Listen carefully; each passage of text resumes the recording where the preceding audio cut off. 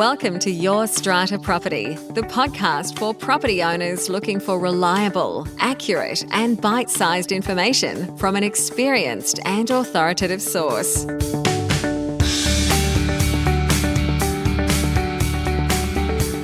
Hello and welcome to this week's podcast episode. I'm your host, Strata lawyer Amanda Farmer. This week, I am taking you inside one of the opportunities offered exclusively to members of the Your Strata Property online membership community. What you are about to hear is an edited down version of what we refer to on the inside as a member call. Every member of our online community has the opportunity to book in a 1 hour, one-on-one online call with me where we workshop a specific strata problem, or sometimes a few strata problems. Our members finish up with the answers, the action steps, and the resources that they need to move forward. Last year, I spoke with a member who had bought into Strata for the first time and was in the process of seeking approval for some renovation work. That work included the installation of hard flooring, the installation of child safety nets on the balcony, and the renovation of an original bathroom. There was a slight catch with the flooring being new to Strata. This owner didn't know that they first needed to get the approval of their Strata committee before laying their new flooring. So the approval that they were actually trying to seek was retrospective. The work had already been done. What I'm bringing you today on the podcast is the recording of this member call where we discuss all of these issues. You'll hear me walk the member through the options available to the Owners Corporation in the context of what is really an illegal flooring installation. We talk about how I successfully had my own child safety nets approved in my building and my tips for success with that type of installation. And I explain why a bathroom renovation is actually a good thing for an owners corporation and how this owner might best sell the idea of their bathroom renovation at the upcoming general meeting, where they have a motion on the agenda for approval. This is an edited version of the call to protect the identity of the member. You won't hear their voice. It's just my side of the conversation. The full versions of these calls, including the members' side of the discussion, are saved to our members' video library, together with a copy of the transcript. If you're a member, you'll know exactly where to access these. We generally release at least 2 member calls every month.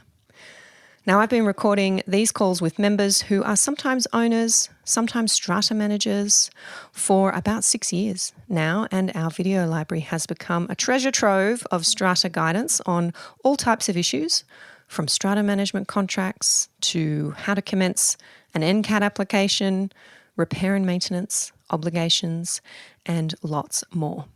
Every member has the opportunity to book in one of these calls with me, whether they've joined on a monthly subscription or an annual subscription. It is one of the most valuable and valued parts of the membership. These days, I charge a minimum $1,000 for meetings with new clients of my legal practice. So to be getting the equivalent time with me as part of your membership is incredibly valuable. Because membership is nowhere near $1,000. You can join us now on a monthly membership subscription for just $67 and immediately book in the next available slot for a member call. If you're interested in checking out all that membership has to offer, in addition to these member calls, the place to go is stratamembership.com. There's a link in the show notes for you. Right now, I'll take you on over to today's podcast episode, our featured member call. Enjoy. Now, you've asked me what are the options if the committee now won't approve, and we're talking about a retrospective approval because your flooring's already in place. If they don't approve your flooring, they may do one of 2 things, or maybe one of 3 things really, because one option is they may do nothing. They may say that your current flooring, as you're using it today, is causing you to be in breach of your noise bylaw. So as I said, I haven't seen your bylaws, but you most definitely have a bylaw in place about noise. which says that an occupier must not create noise sufficient to disturb the peaceful enjoyment of somebody else. Now, that is what your neighbour is going to complain about. They're going to say, well, this flooring is causing a breach of the noise bylaw. My peaceful enjoyment is being disturbed. So the owner's corporation may pursue you for breach of that bylaw. My experience in those kinds of situations is often that the owner's corporation doesn't like to do anything and leaves it up to the neighbour who's allegedly suffering from the noise to take their own action. They say, look, this is an issue between two neighbours. We're not going to get involved. No one else is bothered by this. It's all too hard. It's all too expensive. If you, downstairs neighbour, have a problem, then you can apply for mediation and you can try and resolve it with your upstairs neighbour. Your downstairs neighbour may or may not do anything. The other thing they may do is request you to lift up the flooring because it is work that was never approved. And this is the complicating factor. If it was just an issue that the flooring was noisy and it wasn't this issue about approval, it would be more straightforward. They do have this other option of directing you to remove unauthorized work if it doesn't get approval. Now, that's because probably your bylaws and also the legislation, Section 110 in the Strata Schemes Management Act, requires you to have approval to do this kind of work. And Section 110 says you need an ordinary resolution at a general meeting, and that decision-making can be delegated to the Strata Committee by way of a bylaw. And it sounds like that's what your building has done, and that's why it's in the hands of your Strata Committee. If they don't approve it, you'll be in breach of Section 110, and you'll also be in breach of probably a bylaw that requires you to get approval for hard flooring. So this is what they might do if the flooring doesn't get approved. Again, I say might, they may do nothing, but they do have a legal basis to direct you to remove the floors. It hasn't been approved. You stand there and say, no, I won't.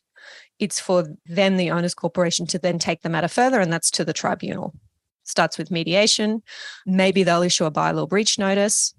If it looks like that's the direction they're going in, that might be the stage where you say, well, your failure to approve my work was unreasonable. And I'm not sure, again, what your bylaws say, but I'll just have a look at what Section 110 says. Okay, so you should be able to see Section 110 there on the screen. The owner of a lot in a strata scheme may carry out work for the purposes of minor renovations with the approval of the owner's corporation given by resolution at a general meeting. A special resolution is not required. The approval may be subject to reasonable conditions and cannot be unreasonably withheld. So it's there in the legislation that they can't be unreasonable about their refusal to approve. So if they don't approve, I'd be asking them for reasons. Why didn't you approve this? And is there anything I can do, I can add, I can change to obtain this approval? We want to be seen to be acting reasonably. So if it's just a matter of we don't like you, or we don't like that you went ahead and did it anyway, then you have the opportunity to go to the tribunal and say, well, I want an order that I can keep my floors because the owner's corporation has acted unreasonably in withholding approval. The other part of this section that's relevant here is you'll see that, and I said this earlier as well, minor works can be approved by the owner's corporation with an ordinary resolution. So that's a simple majority vote at a general meeting. So if the Strata Committee won't approve it, it is open to you to propose a motion for the next general meeting, attempting to seek approval from the general meeting. And if you get that approval from the general meeting, then that will override any decision of the Strata Committee. What I'm talking about is proposing a formal motion before the next general meeting. So you'll have to get your motion in time so that it's there sitting with the strata manager before an agenda gets prepared for the next general meeting, seeking the retrospective approval of the owner's corporation for the already installed floorboards. You would have to be confident that you would get that. Otherwise, you probably wouldn't bother with that path. So what I'd suggest to you, if you're going down that path where the Strata Committee had rejected your application, that between then and the next general meeting, you're having a chat to other owners in the building, and the owners are the ones with the vote, so they'd be the ones to be talking to, explaining to them what work you've been doing, inviting them in, have a look, maybe they've done something similar in their apartments or they're looking to do something similar, and trying to explain to them that what you've done is not at all controversial and improves the value of the building for everybody. And please, can I have your support at a general meeting? Because for whatever reason, the Strata committee's just gone rogue and won't approve this. And the expense of having to take this out or possibly the expense of litigating the issue is just not a place anybody wants to be. So that's the approach you might be taking ahead of the next general meeting if you had a motion on to seek the owners corporation's approval. Are you aware whether any other apartments have hard flooring in the building? A bit of a surreptitious way perhaps to be handpicking who you might want to talk to is to do a Google search of each apartment number in the building and see if there are pictures online, realestate.com or similar, where apartments have been listed for sale or rent, and you can see from the photos they've got hard flooring. Then I'd be making contact with those people and saying, hey, I can see you've got these beautiful floors. You know, I knew there were apartments in this building who had these beautiful floors, and I was so inspired that I wanted to do the same in mine. I don't know. And you could maybe do some homework to find out first whether they've got approval or not, because they might not. Or you could just go in quite openly and say, look, I don't know what you went through when you were putting your flooring down, but this is what I'm going through. And I don't know if you've got any suggestions for me for how I might navigate that with the committee. And that person might say, oh, gosh, well, do I have a story to tell you? This is what happened to me. Or they might say, oh, no, it wasn't a problem for me. So that's just going to arm you with that history, that background knowledge to be able to say, well, this is incredibly unfair and unreasonable because I'm being singled out here. Why me? How come units 17, 16 and 14 are allowed to have these, but I'm not? So that's a bit of homework worth doing, and then targeting those owners to talk to. You may not know who is an owner-occupier and who is a tenant.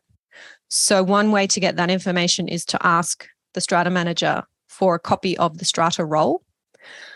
That's the document that has all owners' names and contact details. And where an owner's contact details are the address of the property, then you can be pretty confident that they're an owner-occupier. Not always the case, but you can be pretty confident. Bear in mind, be prepared that the Strata manager will say to you, you can't have the Strata roll. It's private. It has private personal details. You're not allowed to have it. Happens all the time. For years, I've talked about this inside the membership. We've got some resources for you to help you with that conversation, because if your Strata manager says that they are legally incorrect, the tribunal has determined this issue on a number of occasions. You as an owner are authorised to inspect the records of the owners corporation. And if you would like to take a copy of those records, which includes a Strata roll, then you are entitled to do that. But sometimes our Strata managers need to be reminded that that's the law. So if that happens to you, feel free to jump in the forum and let me know, and I'll direct you to some template letters and things that have helped other members in that situation. So that's your flooring. Shall we talk about child safety nets? I can jump in. My understanding is that you are wanting to install child safety nets on your balcony, and you have been told that because these are going to change the external appearance of the building, it is major work that requires a bylaw and a special resolution. Now, you've told me that bylaw's on the agenda for next week, but in the meantime, I think you've also asked me, is that right? Is it really major work? Do I really need this special resolution? Isn't this a safety device to prevent harm for children? And I imagine you have the usual bylaw about being able to install such devices without approval. Yep. So I agree with you. I have been through this process both on behalf of clients and personally, I'm not sure if you're aware, in my own building where I had safety nets installed on level 7 of my building. And I had the same discussion with my committee. And I said, look, we've got bylaw, I think it's usually bylaw 5 in the model bylaws that say you can't damage common property. However, this doesn't prevent the installation of safety devices, screens to prevent harm to children and to keep out insects and pests and whatever the wording is, as long as those devices do not impact the external appearance of the building. And I went through the process of showing my committee some examples of what the safety nets look like. And I'm not sure which ones you're using. If you're using Luciana at Safety Nets for Life, perfect. So they're great. So they're exactly fit for purpose. I know what they look like. And on her website, she's got some great photos, including of my balcony, where the nets are practically transparent. So you just cannot see them. My position is that I don't believe these nets affect the external appearance of the building. They're designed in such a way that they don't. Have you shown your committee pictures of what the finished product is expected to look like, just with reference to other installations? Yeah. It's a tough one. I ended up in my community, as I was saying, I explained all of that to them and I said, look, I don't need a bylaw. I don't need a special resolution. However, I'm happy to put one forward, because it costs me nothing, because I'm a lawyer and I've got a template here. I'm happy to put one forward as a show of goodwill in order to keep it on the record that these are installed and that to the extent the nets are bolted into the common property, which they are, then if they ever come out, then we'll fill in those holes and make sure that no waterproofing is damaged or anything like that. So I did in my community end up proposing a bylaw, and that's the bylaw that you've accessed through the membership.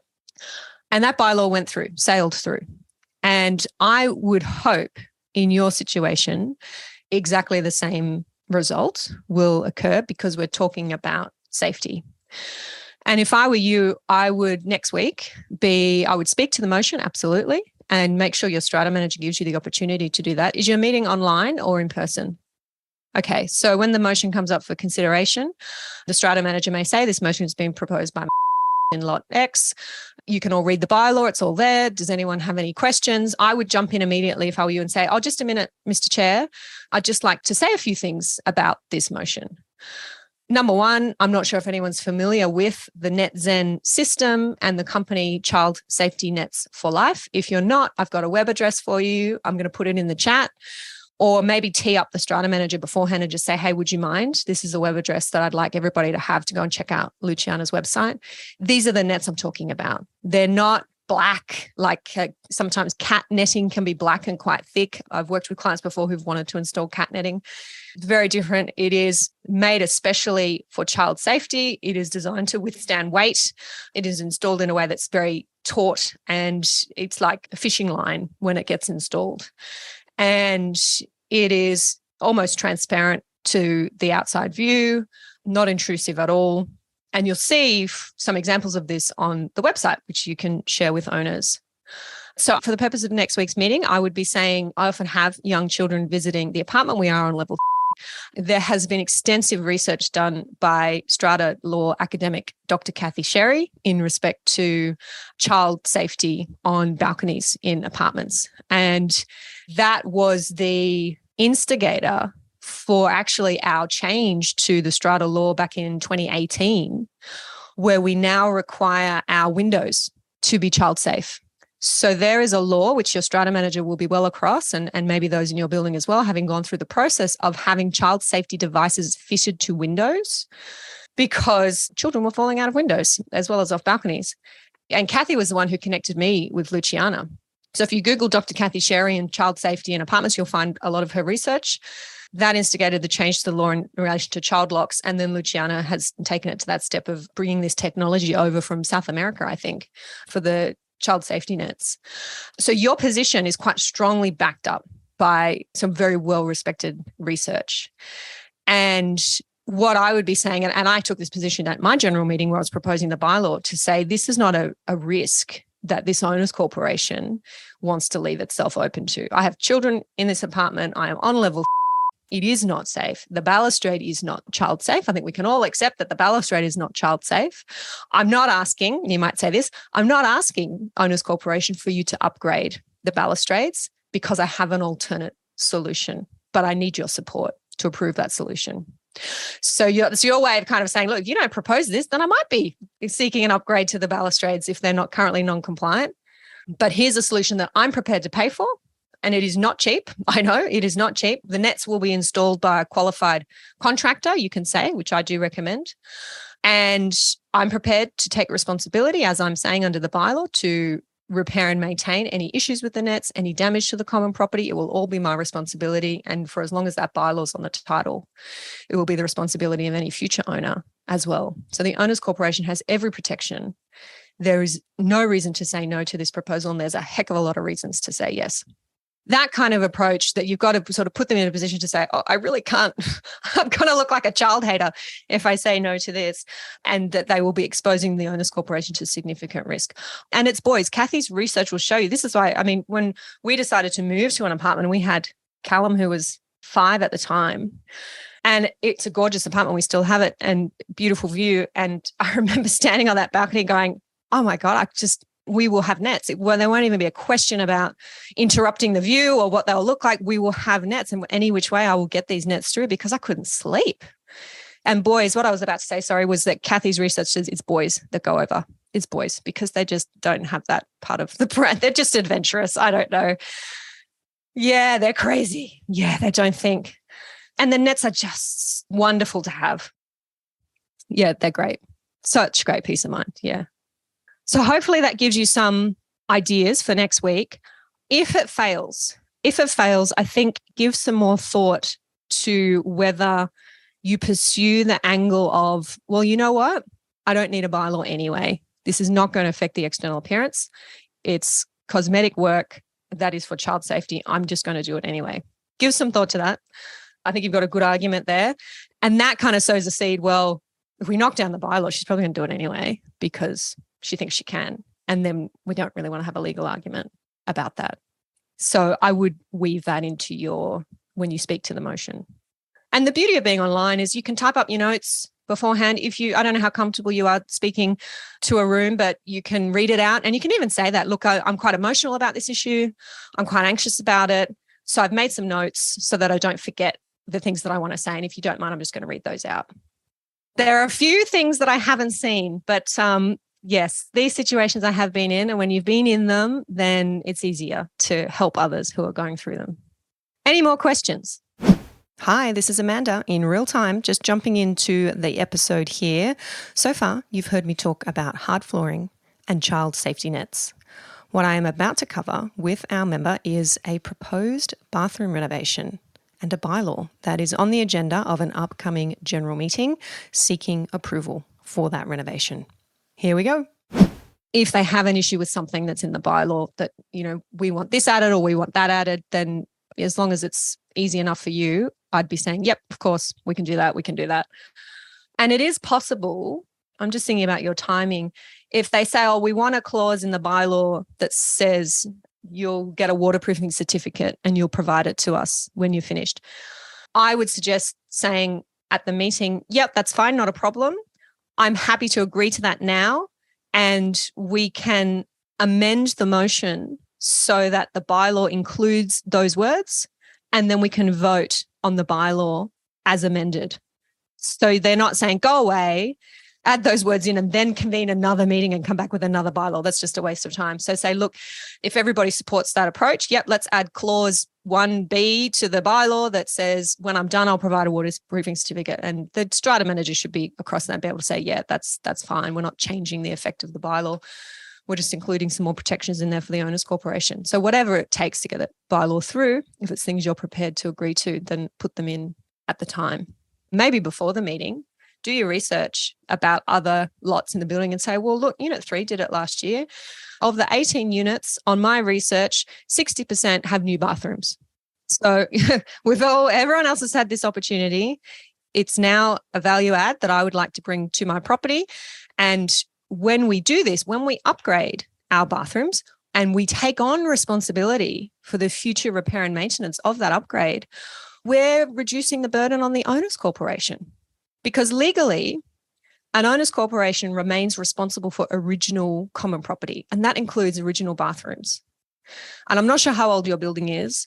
Right now, your bathroom is the responsibility of the owner's corporation. If you have a waterproof membrane fail, if you have cracked tiles, they're probably the main things. If the bathtub starts leaking, the owner's corporation is responsible for fixing that.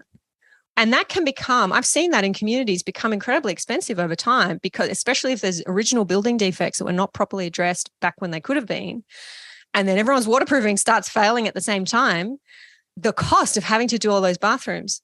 But the minute you get approval pursuant to a bylaw to renovate your bathroom, and as long as your bylaw says, as I'm sure yours does, that you will take responsibility for that work and all future responsibility for any common property that's affected by that work, then the owner's corporation's off the hook.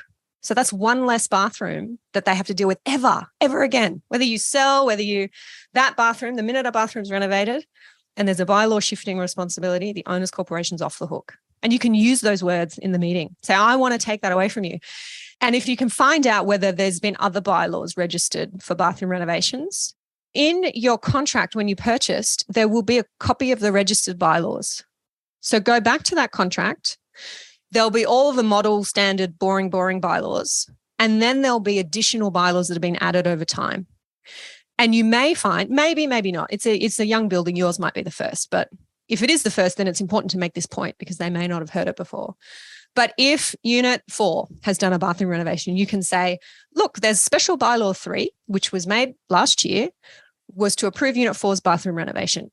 And under the Special Bylaw 3, Unit 4 is now responsible for their lovely new beautiful bathroom. I'm asking for the same benefit and I will take the same responsibility under my bylaw. And so what that means is now the owner's corporation, you're not responsible for 18 bathrooms, you're responsible for 16 bathrooms. Great, good news for you. And as time goes on and people come in, bathrooms get older, people want to renovate, that number will increase and the owner's corporation's responsibility will decrease. Thank goodness. So I know in my building, we got 37 lots. And when a waterproof membrane fails or, a shower starts leaking, I go, is that a renovated bathroom? Send me a picture. Let me see. Is that original? Is that renovated? And if it's a renovated bathroom, I go, oh, great. Not our problem. If it's original, I go, oh God, I can't believe someone still has an original bathroom where we have to fix it. So that's the sell. Yeah. It is a good point. If I do say so myself, I'm not sure I've made that one before. And to put it to them that way, because if your shower's leaking, you got to do the membrane, the tiles, then you got to match like for like, and it could be 10 grand a pop.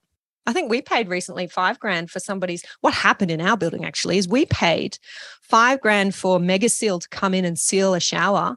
Not 6 months later, that owner said, oh, I'm going to renovate my bathroom now. And we went, oh, that's great. I wish you could have said that 6 months ago.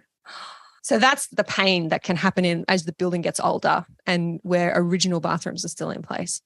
Let me know how you go with that one. I'd be really pleased to hear how that one goes down with them. All right, excellent. And then, depending on how it goes, then we can discuss next steps. But, there is a mediation process. The whole concept of reasonableness is something you might want to filter into the conversation on Monday, is to just say, look, the terms of my bylaw are fair and reasonable. If somebody speaks to the motion and says, oh, well, we don't think you should be allowed to do it because it's going to be a week's worth of noise, construction noise. And you might say, absolutely understand that. My contractors will be very mindful to only do the noisy work at these particular hours.